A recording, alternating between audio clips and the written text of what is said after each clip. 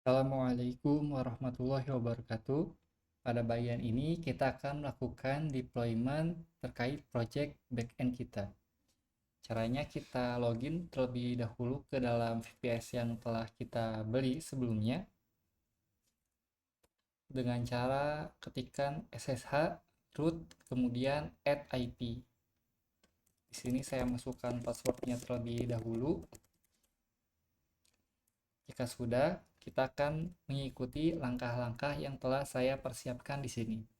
Yang pertama, kita akan install Nginx di VPS. Tetapi sebelum menginstal, kita jalankan dulu sudo apt update-nya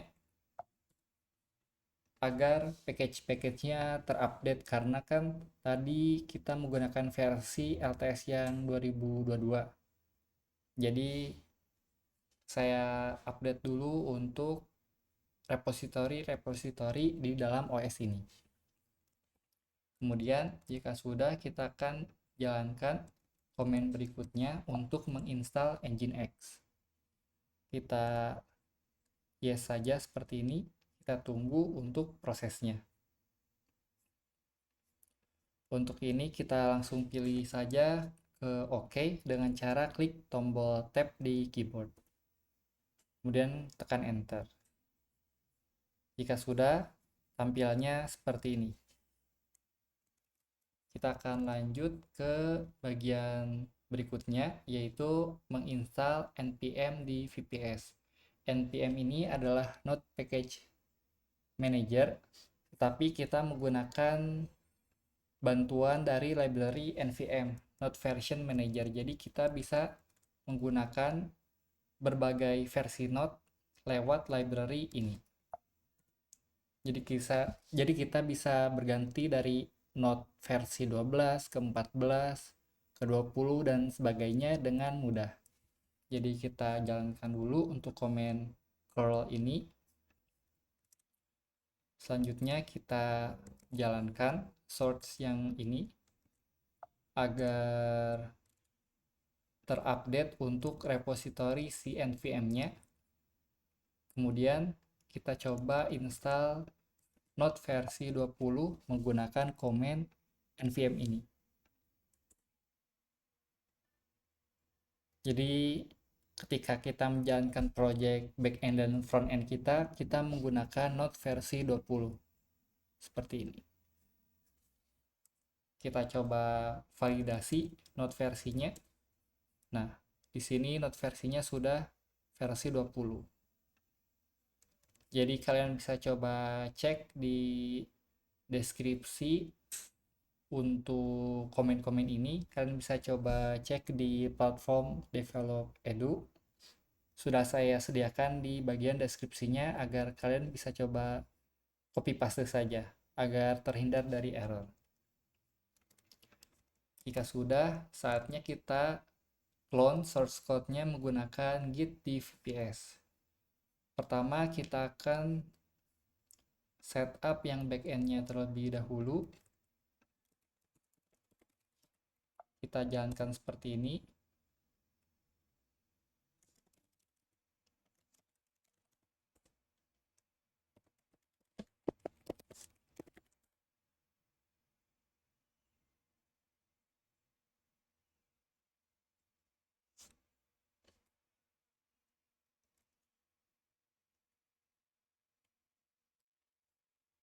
Oke, jika seperti ini ada yang perlu di setup terlebih dahulu terkait cloning dari git repo-nya. Jika kalian mengalami kendala seperti ini, kita perlu setup beberapa hal terlebih dahulu, yaitu kita bisa gunakan komen berikut ini. Jadi kita akan menggunakan SSH keygen yang akan kita daftarkan di GitHub. Saya coba jalankan terlebih dahulu untuk komen berikut ini.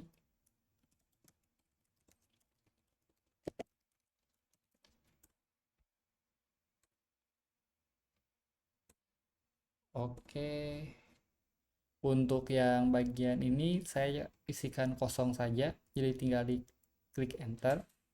Nanti SSH-nya akan terbuat di pad ini.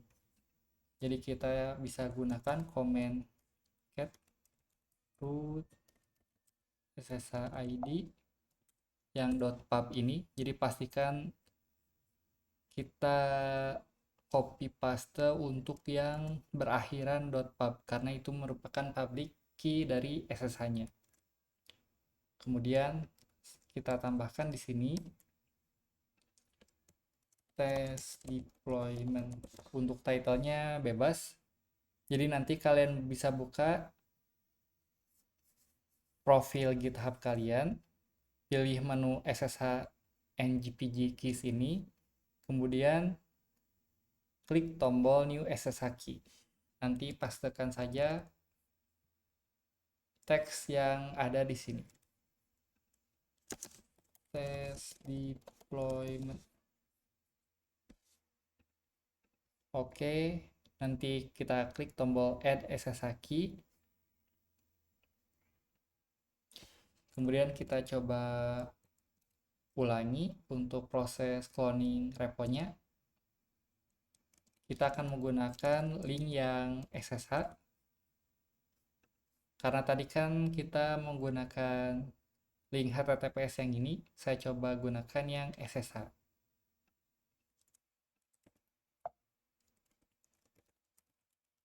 Git clone seperti ini.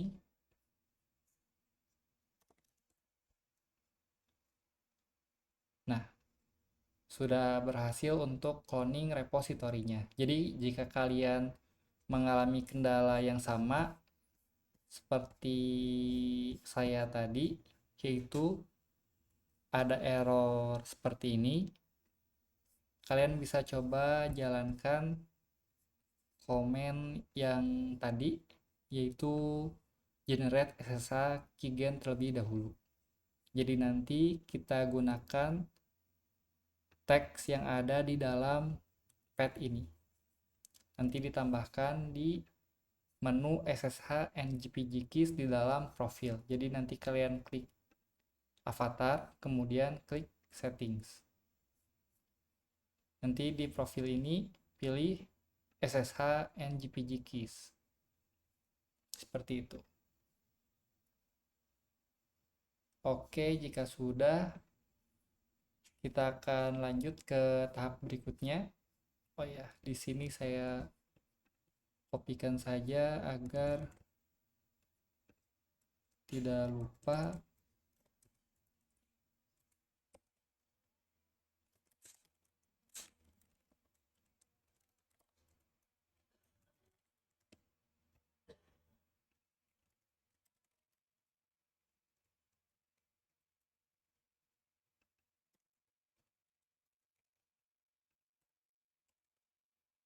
Saya tambahkan dulu yang tadi. Copy teks yang di file hasil generate ke menu SSH and GPG keys.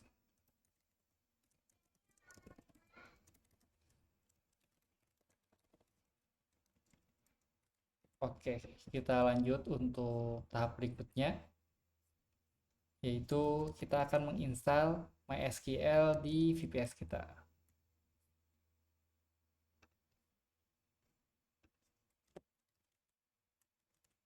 Kita langsung coba jalankan command yang di sini. Install MySQL Server. Karena sebelumnya tadi kita sudah melakukan sudo apt update di paling awal.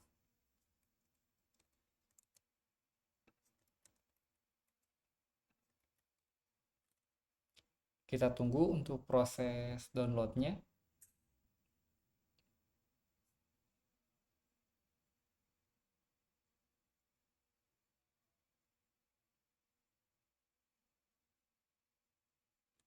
Kita tekan tombol tab, lalu pilih OK, enter saja.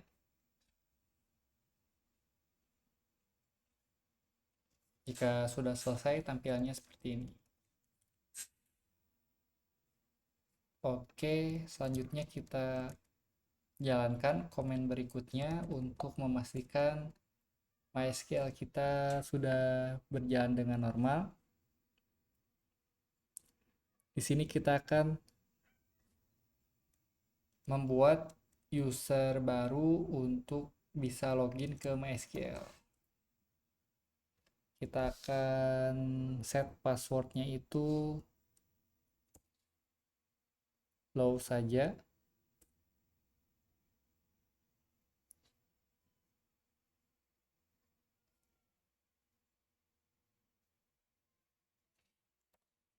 Kemudian yang ini kita pilih yes untuk remove anonymous user.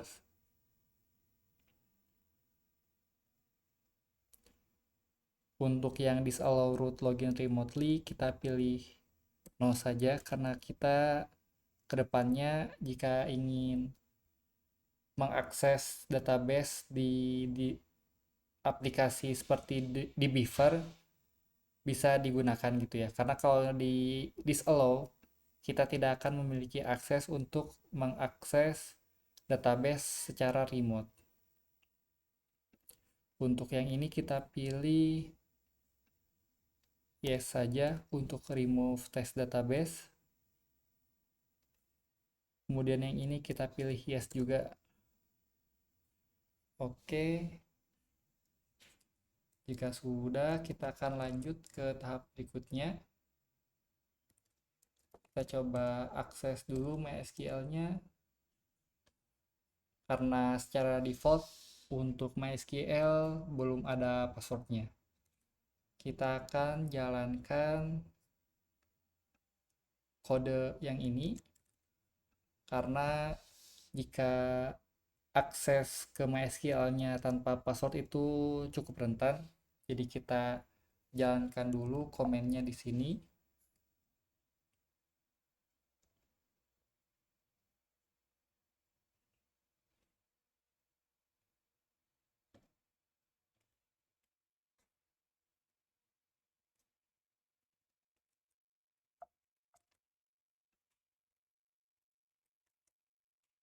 Oke.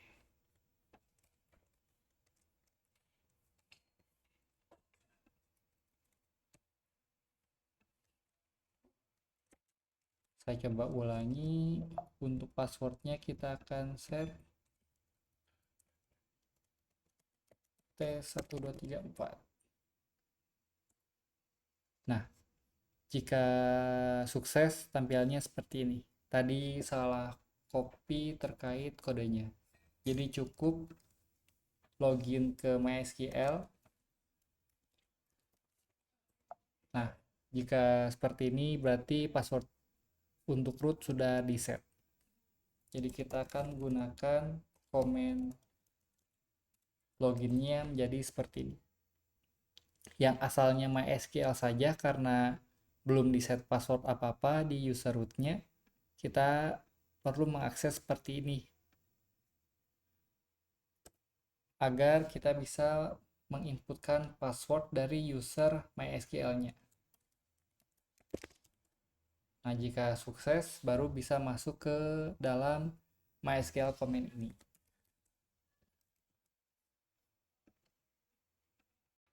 Sekarang kita akan melanjutkan command berikutnya, yaitu membuat user baru di MySQL.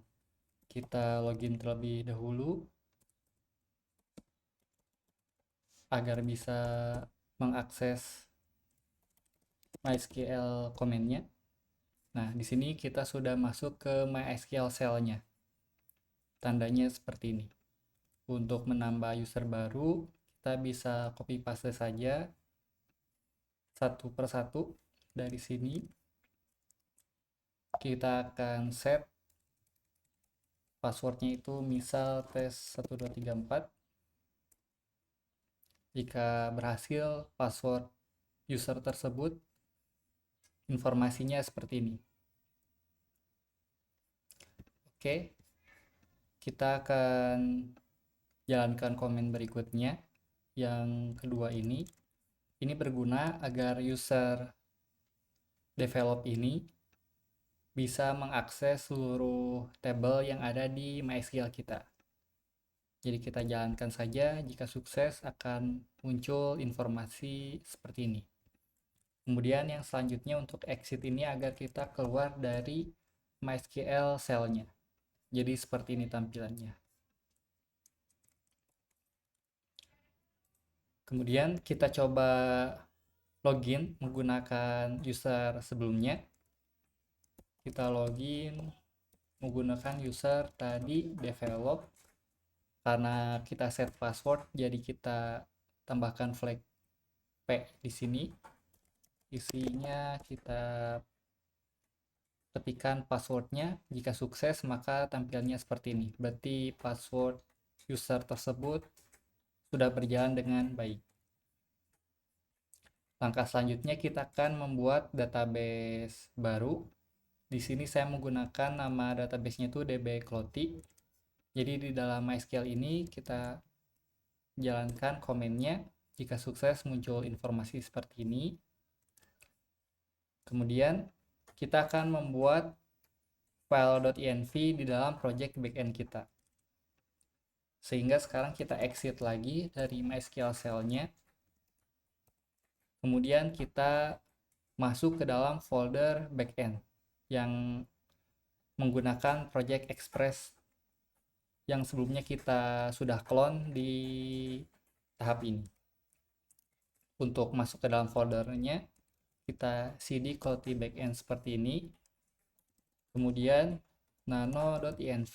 Jadi kita akan membuat file baru bernama .env seperti ini. Jika sudah ada, kita coba untuk mengedit saja data-datanya. Kita sesuaikan. Untuk database name-nya kita ubah menjadi dbclotty saja. Untuk username-nya kita menggunakan user yang develop dan passwordnya t1234. Untuk base URL-nya kita akan gunakan IPVPS kita dan portnya 2600. Jadi kita ganti base URL yang di sini.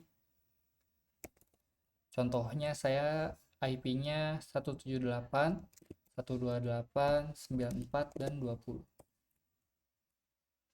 Kemudian untuk save dari tampilan ini, dari komen nano ini, gunakan komen Ctrl X. Jadi kita akan jalankan yang exit ini. Jadi Ctrl X. Nanti kita pilih yes. Kemudian kita tekan enter saja untuk nama filenya, yaitu .env. Jika sudah, kita akan lanjut ke tahap berikutnya, yaitu menginstal library di project ini. Saya pastikan dulu untuk node versinya, yaitu versi 20. Kemudian kita jalankan npm install.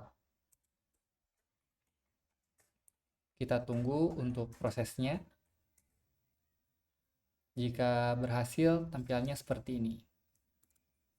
Selanjutnya, kita akan menjalankan library lainnya, yaitu library npx. Jadi, library ini bisa menjalankan command library lain.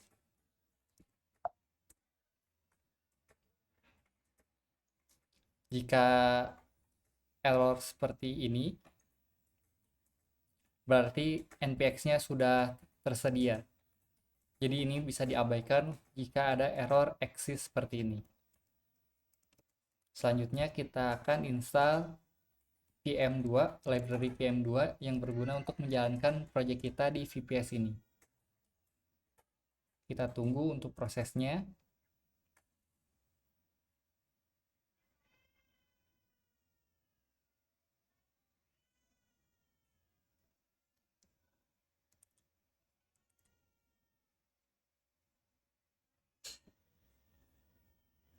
Jika berhasil, tampilannya seperti ini.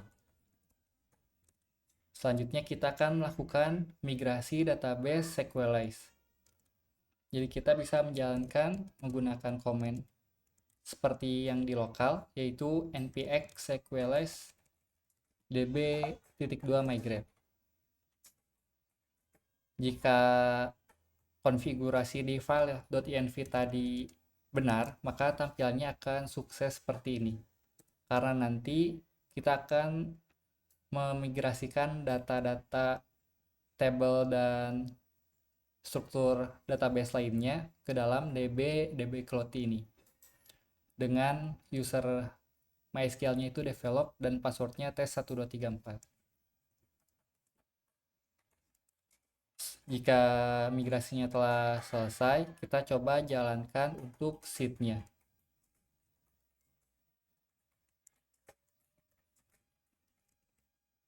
Saya coba cek dulu apakah ada atau tidak untuk seed-nya.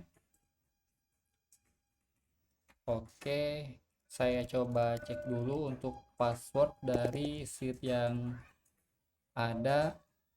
Nah, jika sudah ada, kalian bisa langsung jalankan komen berikut ini.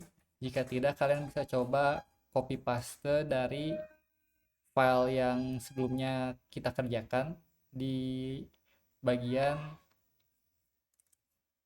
persiapan database. Jadi nanti file ini akan berguna untuk memasukkan data baru ke tabel user dengan passwordnya itu tes1234. Saya jalankan untuk seedernya.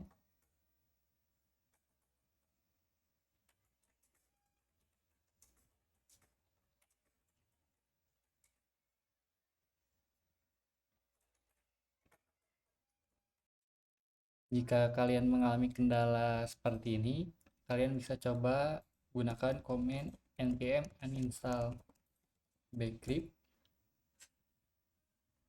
Kemudian kita install kembali untuk library bcrypt-nya.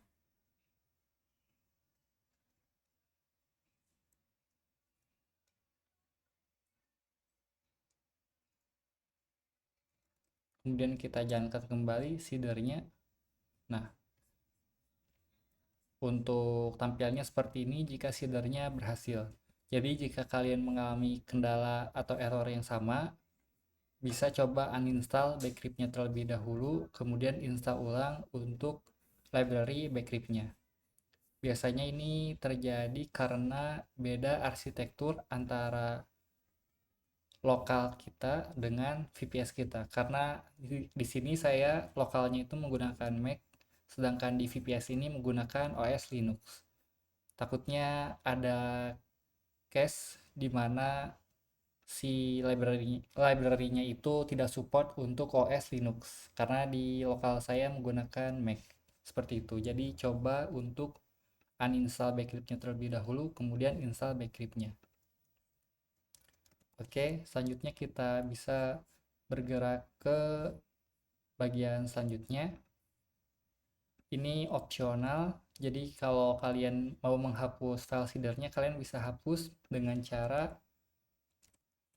rm seeders kemudian nama filenya. Nanti file tersebut akan hilang dari folder seedersnya. Kemudian untuk menjalankan websitenya, kalian bisa menggunakan command pm2. Jadi nanti caranya itu pm2 start, kemudian ini nama service-nya, lalu ini agar si project kita dapat berjalan di background. Saya cek dulu apakah sudah ada service yang jalan atau tidak.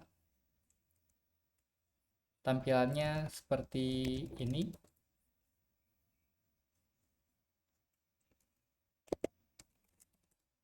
Nah, masih kosong untuk service yang ada di PM2 ini. Kita akan coba jalankan menggunakan command yang ini.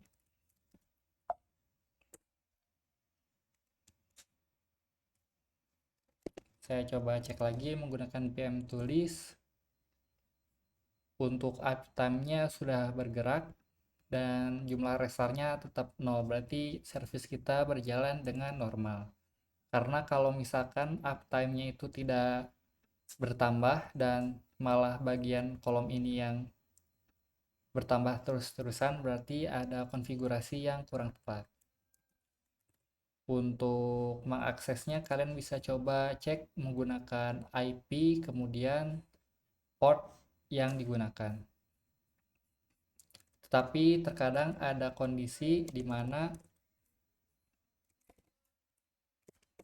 ketika mengakses menggunakan IP tidak dapat ditampilkan. Oleh karena itu, kita perlu setup domain terkait project ini yang akan kita kerjakan di tahap berikutnya. Di kasus saya berhasil seperti ini. Jadi IP kemudian titik 2 portnya. Ini deployment untuk backendnya sudah selesai. Nanti kita akan integrasikan dengan frontend di video berikutnya. Jika kalian mengalami kendala atau kesulitan terkait proses deployment ini, kalian bisa coba chat di grup Discord atau juga di kolom komentar. Terima kasih dan semoga bermanfaat.